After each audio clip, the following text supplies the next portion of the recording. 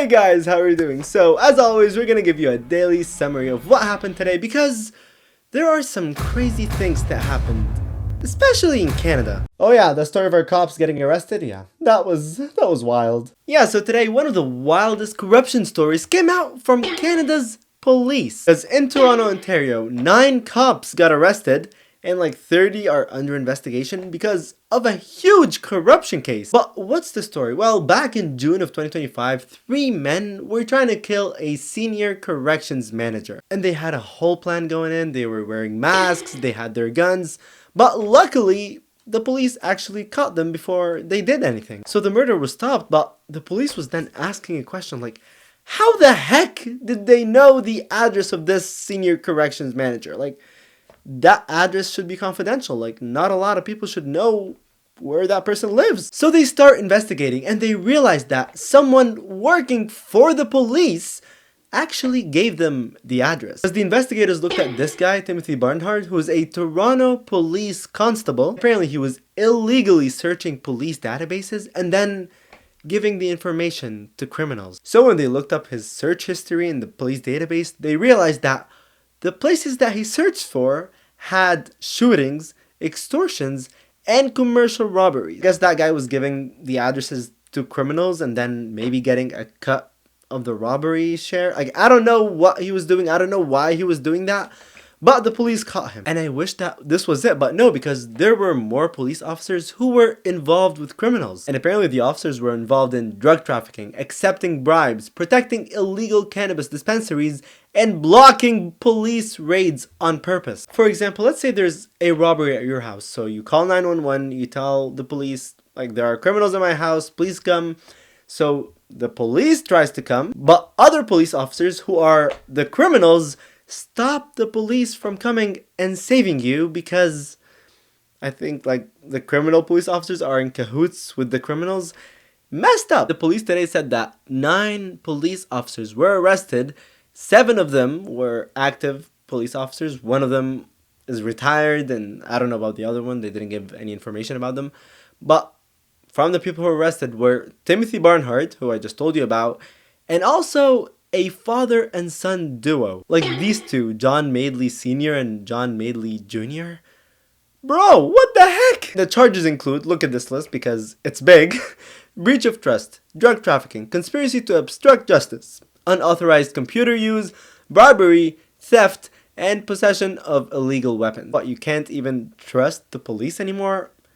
Crazy stuff happening. Very, very, very wild. How about a fun story because we're giving passports to camels? Okay, I actually thought that this one is very interesting, so I wanted to talk about it because apparently Saudi Arabia is giving camels passports. That's actually true. It's happening. And if you guys don't know, Saudi Arabia doesn't give passports to people, right? Like, you only get the Saudi citizenship if your parents are from Saudi Arabia. But if you were born there, if you lived there for, let's say, 80 years, you still won't get the citizenship. You won't get the passport. Instead, they're giving the passport to camels. Why? Well, Saudi Arabia has 2.2 million camels, which is a lot, right? But there are only 80,000 owners who control all of the camels. The camel business in Saudi Arabia is huge. Like, it's a multi-million-dollar business. Like, even some camels are worth hundreds of thousands of dollars for one camel. The problem in Saudi Arabia is that there is no system that shows who owns the camels, which camel is sick or healthy, and which camel moved. Like, if I sell a camel to you, there is nothing that would record this transaction. So Saudi Arabia's Ministry of Environment, Water and Agriculture found a solution, and this solution was to give the camels passports. And thing is, it is an actual passport. The passport will have a microchip number, a passport ID, the camel's name, date and place of birth, breed, color, sex, and even photos from both sides. And it will have a vaccination official page, like, which shows every vaccination that the camel got. So yeah, it's actually serious. So if you guys wanted a Saudi citizenship, well, you should have been born a camel, bro. Okay, talk about Trump not renewing the nuclear act with Russia. That happened today because Trump refused to extend the nuclear treaty that was between the US and Russia. If you guys don't realize it, this is a huge issue. But before we get into that, let me explain to you what is this nuclear treaty, because it was really useful. Because during the Cold War, the US and Russia were building so many nuclear weapons. And as you know, one nuclear weapon can destroy a whole city, right? So like between them, there were like 60,000 weapons or something. And they realized, okay, that is kind of messed up. So let's make a treaty.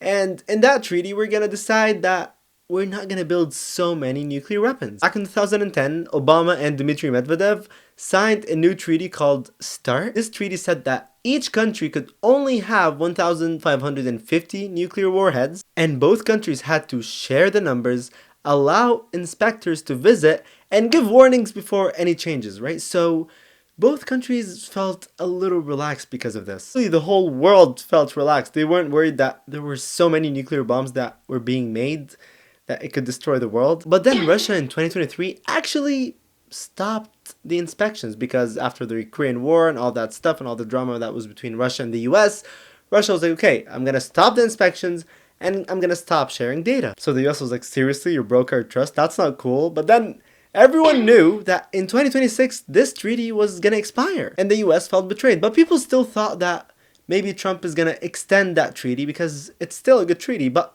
actually, Russia was the one that offered a 1-year temporary plan, like an extension of this treaty, but without inspectors, okay? So Russia was like, let's extend it for a year, but no inspectors. Trump said no. Trump said that it's a bad deal, and instead of extending this treaty, let's just make a new, better treaty. He said that he wants this deal to actually include China as well. But the thing is now, guys, the treaty is over. No country is bound by any rules. They can just build as many nuclear weapons as they want.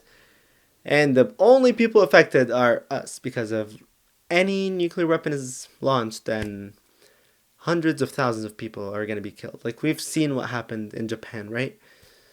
So we're going to see what's going to happen. Even Dmitry Medvedev, one of the two people who signed this treaty, said that this move could get the world closer to a disaster. So yeah, what do you guys think? Are we actually closer to a disaster because this treaty is over, or is he exaggerating? Let me know. Oh, talk about what we do to kids who watch Squid Games. Okay, so take this story with a little grain of salt because, as you know, a lot of the stories that come out of North Korea are a little exaggerated, right? But apparently we know of this story from people who escaped North Korea, people who left there, and then they're telling us what actually happened there. Because apparently North Korea executed school kids because of Squid Game. Because if you don't know, North Korea introduced a new law called the Anti-Reactionary Thought and Culture Act, and this law says that watching South Korean TV or listening to their music is a serious crime, and doing so would give you between like 5 and 15 years in like prison with forced labor. But sharing those shows or watching them in a group would get you executed.